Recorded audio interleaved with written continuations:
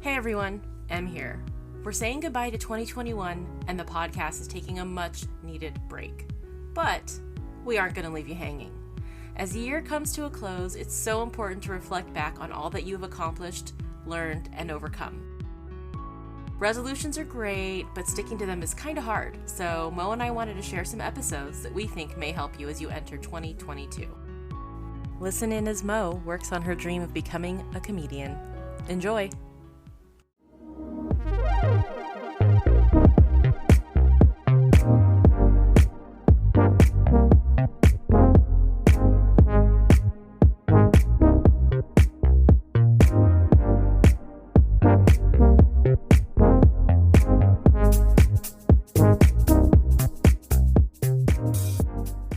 Hey, Em. Hi, Mo. How are you? I'm good. What we doing today? We're about to help you work on that dream. Dreams don't work unless you do. Yeah, all right. So I'm not looking at y'all because I don't know what Just dream I'm working on today is comedy. Comedy. Yes, girl. Make us laugh. So I got a little set for y'all. You know, it's short and sweet, but I do not memorize it, so bear with me. Oh, wait, I can't see y'all. I want to see you. Okay, Coming to the stage, we have Mo. Hey, y'all. Hey. Oh, man. Ooh, damn, shirt busting open and stuff. Anyway, I just bought a house. Where my homeowners at? Any homeowners? Hey, yeah. I figured, it's a pandemic. I might as well move somewhere where I can afford, where I can afford to live rather than rent a one-bedroom apartment in the middle of a food desert in Brooklyn. I mean, I couldn't even chill. Sirens everywhere. So what did I do? I moved to Philly. Murder, murder! My friend came over with her boyfriend the other day. As soon as they walked in the door, he's like, oh, you got a leak. I'm like, what the hell? As soon as he walked through the door, I was like, this is why I need a boyfriend. This is why, because I can't be left to my own devices. And you know what's sad about it is that my cat agreed. As soon as the guy walks in the door, my cat's all over him, following him everywhere. I'm like, damn, bro, you're making me look desperate. Like, come on. I was all embarrassed. And it's like, it's not just him, it's any guy. Cable guy, electrician, delivery guy. I'm like, damn, I'm doing the best I can. He's up here chasing these dudes around like, please, sir, can you be my daddy? Giving them cute eyes and shit. My cat, so I have two cats. One's Jimmy and one's Pantera. To give you a visual, Jimmy is a white cat from Brownsville, about 21 pounds, so he's pretty plump. And Pantera, he's a black kitty cat from Bensonhurst, both from Brooklyn. And if you know Welcome Back, Kotter, that's Bensonhurst. Yes, I'm old. So while Pantera was over there on his Operation Find Me a Daddy, Jimmy was just chilling. He was just chilling, not moving, sitting next to his water bowl. Well, we found out that's because he has diabetes. So I was like, damn, even with cats, I'm passing along generational curses. Ain't that some shit? So speaking of diabetes, I love the show My 600-Pound Life. A lot of diabetics on there. Who else loves this show? Anybody else watch it? Well, anyway, if you don't know anything about My 600-Pound Life, it's about people who are around 600 pounds who need some kind of surgery, like bariatric surgery or something, but before they can get it, they have to prove to the doctor, known as Dr. Now, that they are able to lose weight. But one thing I hate about this show is that, and if they're successful, I forgot to mention this, if they're successful, they'll get a surgery. So that's the prize. Some shows you get a refrigerator. This one, they've been using too much of it, so they get a surgery instead. But I get jealous of these folks. I'm like, I can't even get a complete one-sentence response on Tinder, and these hoes have people washing their ass. Best I can get is 3 letters, HRU. For you people who aren't with the lingo, that's how are you. That's how they're speaking these days. Gosh, beam me up. Yeah, go ahead, flaunt your fold washing. Yeah, getting all deep in the folds. While I'm sitting here debating whether I'm going to respond to this damn Hinge message. 3 letters. And I'm not even getting any likes at this point. My God. So anyway, I tried to get 600 pounds. That shit is hard. It's really hard. I don't know how they do it. These people actually deserve a medal. It's very hard. That shit hurt. My final straw was I was getting tired all the time. I hate when people say, oh, just eat less and exercise. No shit. Duh. I think if it were that easy, we'd all do it, right? I mean, come on. Like I didn't know that. That's not sustainable. I had to take matters into my own hands. So I went to my own doctor now. I got a bariatric surgeon and got the weight loss surgery. Basically, they took out some of my stomach. And I know you're thinking, huh? Are you still fat? Yeah, it was preventative. I mean, I still want to eat like it's my 600-pound life, but I need to be able to wash my own ass since ain't nobody out here dating me. And you know I'm vegan, so all I gotta say is my arms are tired. My God. So anyway, speaking of vegan, I hope you didn't think I was gonna go through this whole set without mentioning I'm vegan. We're known for that. So just to make sure that we're on the same page, who knows what a vegan is? Can someone tell me what a vegan is? What's a vegan? No animal products. No leather, no animal byproducts in food. Yeah, got it. Okay, perfect. Yeah, that's generally acceptable as vegan. Some people are dietary vegan. Some people go all out and are strict vegan like me, generally. I'm pretty strict vegan. I have a vegan household, except for my cats because they were vegan before I got them. And I love my kids as they are. So they still eat a little bit of meat. Well, a lot because I just told you Jimmy has diabetes. But I like how everyone knows what a vegan is, but no one knows what a vegan is, especially Black folks. They'd be like, I'm vegan, but I eat a little bit of chicken. I'm like, that is not vegan. I'm vegan, but I have a little cheese here and there. I'm vegan, but I have a little fish. I'm like, okay, y'all, omnivores, vegetarians, and pescatarians. Stop the lies. One time I had a game night at my place, told everyone, vegan only. Like I said, vegan household except for the cats. And my friend came through with a goddamn fish dish. I was like, sis, what tree fish grow on? Come on. You're gonna be driving me to drink. God damn, I've been drinking way too much anyway. So I'm gonna do the dry July. Anybody else doing dry July? No. Like hell to the no. We free. Just got out of this COVID. I ain't doing no dry July. I knew it was getting bad, because so anyway, if you don't know what dry July is, it's where you don't drink for the month of July. I mean, to be honest, I'm probably going to start after the 4th, but we'll see. Anyway, I knew it started to get bad because I started comparing everything to the cost of a drink. Called the plumber. He said, $75 just to walk through the door. I'm like, damn, that's 6 drinks and a tip. Shit. I could even have dinner with that. Full night on the town. Be killing me. Talk about driving to drink. Dating. Ugh. Sometimes I don't know if I want a husband or a handyman. I mean, at this point, either one would work. You see what I'm going through. I'm like the kids say, single as fuck. Never had a relationship. Right now, my only relationship is with Alexa. Stop! Don't do it. And even she doesn't understand me. Like, shit is toxic as hell. It's a toxic relationship. You ever get mad at Alexa, like, I'm speaking English, like, why don't you get what I'm saying? So today, for example, this actually happened today. I said, Alexa, play Not Just Knee Deep. Her ass, sorry, I don't know that one. Then I go, play Knee, you know me. If you know me, I get a little aggressive. I can get a little aggro. So I say, play Knee Deep by Parliament Funkadelic. Her ass goes, playing Not Just Knee Deep by Parliament Funkadelic. I was like, bitch, I thought your ass didn't know it. God damn. Oh, she be making me mad. Y'all ever feel guilty and be like, you want to apologize to Alexa? Like, my bad, sis. I mean, I ain't trying to perpetuate AI trauma. We gotta stick together. She all I got. That's it. Yeah, I'm recording. I got you, Boo. That was good. You said AI trauma. Yay, 10 minutes. All right. Good.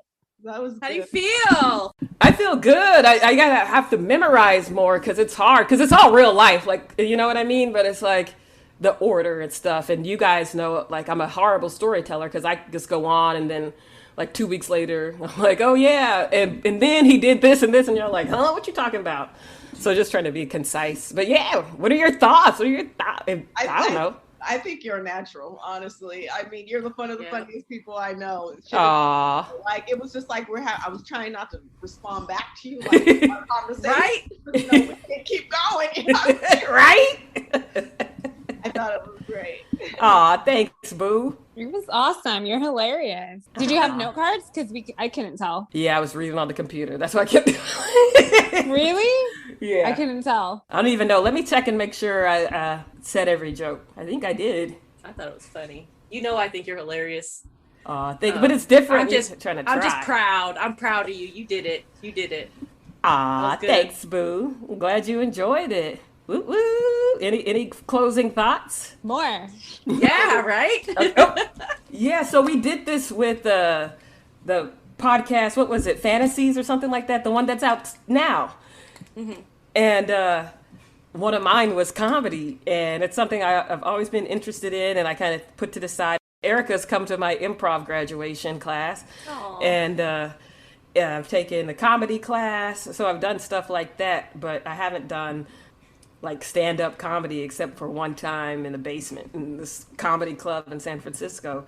So it was like, okay, let me just sit down. Like, I've never allowed myself to actually sit down and do anything. I'll think of something and then let it pass.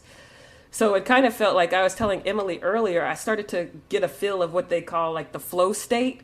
And it felt like this is aligning, like this is what I'm supposed to be, doing. Like the wheels were churning, you feel alive. I was like, ooh, I need to do more of this. So that was something that resonated, because I feel like if I would have been like, oh, I don't want to do this. It's like, why am I doing it? Is it something I really want to do, or is it something I'm trying to do for validation or something like that? But it's like something I really want to do, that I'm interested in. So in your household, it's basically you and Alexa that are vegan? Yeah. vegan wait, Alexa's what she call it? Airtarian? Airtarian. Breatharian. That's a real thing. Somebody died from that. Breatharian. It's called starvation. Yeah, We're talking about somebody died from that.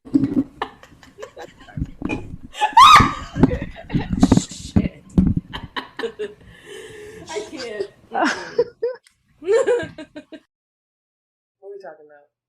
I don't know. We just listened to you drop some funnies on us. Yeah, dropping those funnies. Working on those dreams. That's cool. So, I mean, what we see when comedians do comedy is just like a small snippet of what actually goes into it. Like, can you talk about your process? Like, how did you come up with some of the things you had to say? Are they true stories? Are they, make believe? How did you get there? How did you come up with this set? Yeah, I mean, my life is a joke. You can't make this shit up. These damn cats and stuff get on my nerves. So yeah, it's just you just like people. I think people think I'm exaggerating, but literally people laugh at me all the time. So I'm like, damn, if y'all laughing at me all the time, I might as well do something with it. So I do it more like storytelling, just like stories. Yeah, I like that kind of comedy better. There's so many different kinds of comedy, and I find that the comedians I enjoy are the ones who are just having a conversation and telling a story. And it was kind of like your friend Erica was saying, like, I had to keep myself from responding because I wanted to be, it was like I wanted to have a banter with you and discuss some of that stuff because it was so funny. But yeah, I like the storytelling a lot. So that's cool. Do you have any favorite comedians? Do you have any comedians you are modeling your? You got me on. Oh no. No, but my favorite comedians are they all dead? I don't even know. I was into like Mitch Hedberg back in the day because he just had just crazy comedy that just makes you laugh, and you're like, why am I laughing at this? Like these jokes. Obviously Dave Chappelle.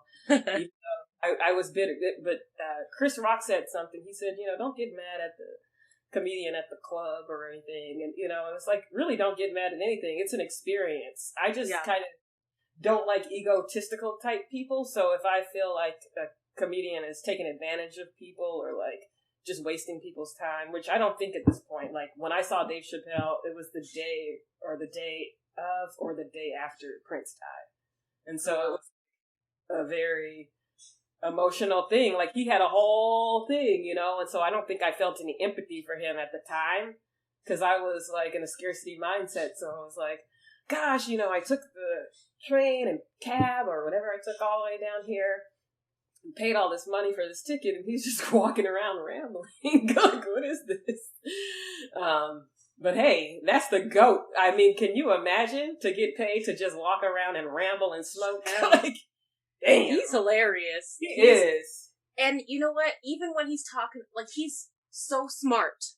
Like, he will make you laugh and he'll do some dumb shit or whatever, but he has so many insightful stories and he knows how to bring it, like, his craftsmanship or just, like, I would love to sit down and have a drink with him, have dinner with him, and just talk to him, because he winds, like, when he did that special on George Floyd, he was funny. Woo. It was funny, but he was dropping some information, you know? I love that. See, he's a storyteller. Yeah, he's a storyteller. I call him a light worker. Like, light workers are like people who are here to, like, make the world a better place. So it could be a healer or, you know, it's doctors, some doctors. Yeah, Reiki, energy workers, like all kind of people. They're all kind of, a lot of life coaches are like, but yeah, I feel like a lot of these comedians are light workers. And it's like you said, it's a way to kind of take the edge off and get a message across. So he says some very serious stuff. And nobody is offended. Like when I went to the damn thing, I was like the only black person in the audience, you know? Like, so he's getting his message across. And I think sometimes it's through comedy. So because it makes people more vulnerable and more open to hear things. I feel like it's like, what do they say? It's the last honest medium or whatever. Yeah. Like, I mean, you can say stuff. I mean, comedy is, once you start censoring comedy, it's done. It's done. Like, yeah, I heard that. Someone exactly. Did you listen to it? I feel like that was on a podcast. Maybe. I feel like Chris Rock or somebody just said exactly that.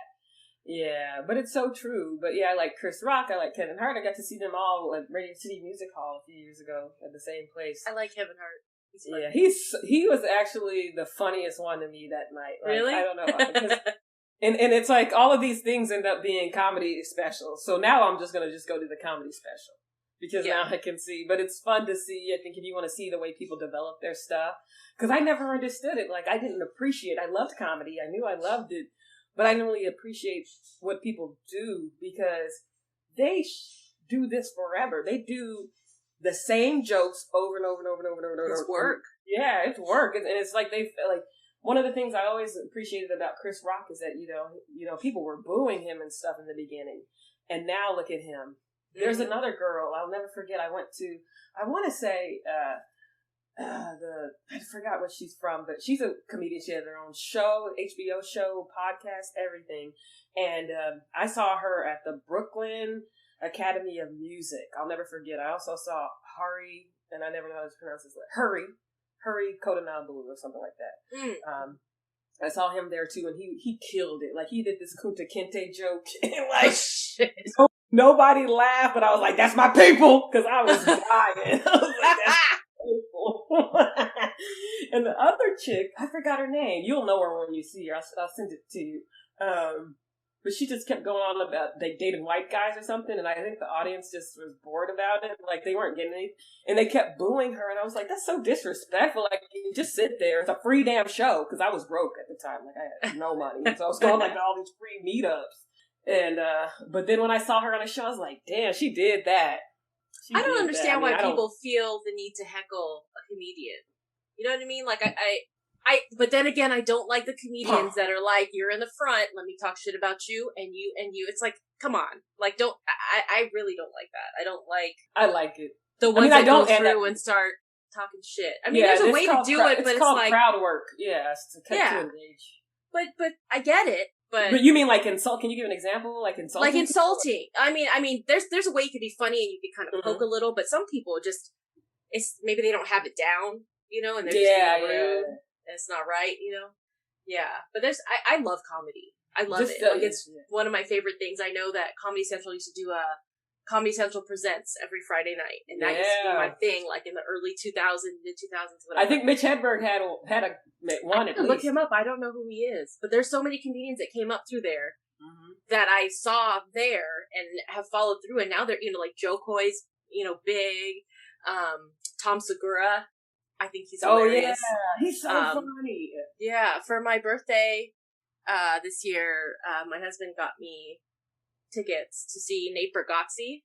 He just had a special come out on Netflix, and I saw him do a small bit on like a whole collaboration with a whole bunch of like up and coming comedians, and I thought he was hilarious. And he's a storyteller. He's clean too, which is very hard to do. I feel like he doesn't cuss. He's not nasty. And so we're gonna go see him in Reno. And I'm excited about that. I'm excited, but there's so many comedians that I just enjoy. And so it's fun. I love comedy. Gosh, I wish I could find this guy's name. Let me see if I can find it. But I think I referred to him before. Daniel Sloss. He's hilarious. And he's one of those he's a Scottish comedian. And he's one of those light worker kind of comedians. Because he's talking about codependency, pretty much, is what his thing is. And so it almost is like, if you really get deep with it, it's almost like he's a preacher or something. But he says it, he curses and everything, and he's just like calling people on their bullshit. My favorite one is the way we expect other people to fit other people into our puzzle pieces. We have expectations of people, and then we're gonna, try to take people and squeeze, but they've existed their whole life, And I was like, that's something that's not even funny when you think about it, but the way he does it, is hilarious. Teaching lessons, I love that. I do feel like I come away from, like Chappelle, we talked about this a little bit a second ago, but I do feel like I come away from watching a special from him learning something, or like having some kind of something enlightened about something. And I really like that. I do want to touch on Martin's good too. Yes. I like Cat Williams. Oh yeah, you introduced me to Cat. He's just hilarious to me, and he's high energy. Work in the morning. Yes. But I do wonder... Bernie, come on! Oh, Bernie. Yeah, the kings of comedy. But I wonder about the female comedians. Now, I grew up with Def Comedy Jam, some more, and like that, Female! But now I feel like there's... Ali Wong? Different culture.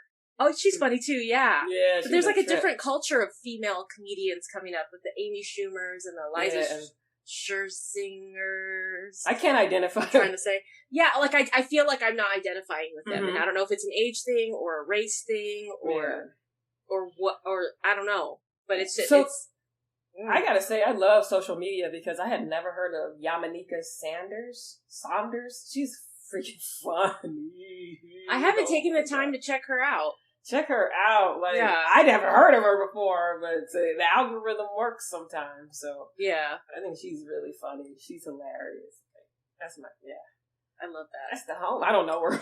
Is she just a funny person, or is she a comedian, or like fun. She's like a storyteller and an observational comedian. So you get those like funny observations about people and stuff, and then like her own experiences and everything. And it's just like, you're like, it's like kind of like you said, like you're gonna be like, wait, what? Yeah. Man, comedy's good.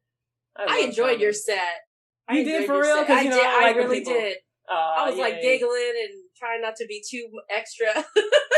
But some of that stuff cracked me up. So now I'll go and refine it and do it 1,000,000 times at open mic nights. Yeah, see, that's what I was talking about. Like the work that goes into it. This is why I will never heckle a comedian, because it's work and it takes a lot to put yourself out there like that. Yeah. So, but what I was respect thinking, that hecklers sound like a scarcity mindset, like they are jealous or something. They have some kind of ego-driven way of wanting attention without doing the work. That's the way I describe a heckler. They want all of the attention and none of the work. I didn't get offended at Kramer. Whatever happened to Kramer? That happened. The N-word happened to Kramer. That's what happened. I didn't get offended because I knew where it was coming from. It was like, let me find the thing that's going to hurt you the most because my ego is bruised. Yeah. I think we had talked about that. I don't know. I mean, if somebody's working, don't bother them while they're working. Yeah. You know what I mean? Like, exactly. That's it. Let me work. So, Let me do my job. I don't come in like I like the comedians who are like, I don't come in Chipotle and heckle you, you know, like they ain't wrong with Chipotle, y'all. Chipotle sound good. Yeah. Can't you eat that? They got soy Frito. Yeah, they got the soy Fritos. So they got better food than that. I love that guac, the chips and guac, because their chips got a little bit of that salt and lime on there.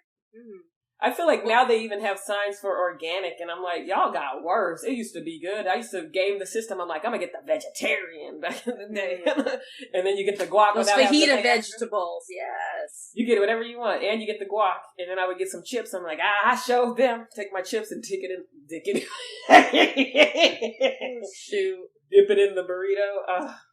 Dang, I may have to go with that. You're ridiculous. Oh shoot. Anything else? I need to break. No, I'm just proud of you. That's all. I gotta pee. I'm drinking too many of these beers. And thanks, yes, what's up?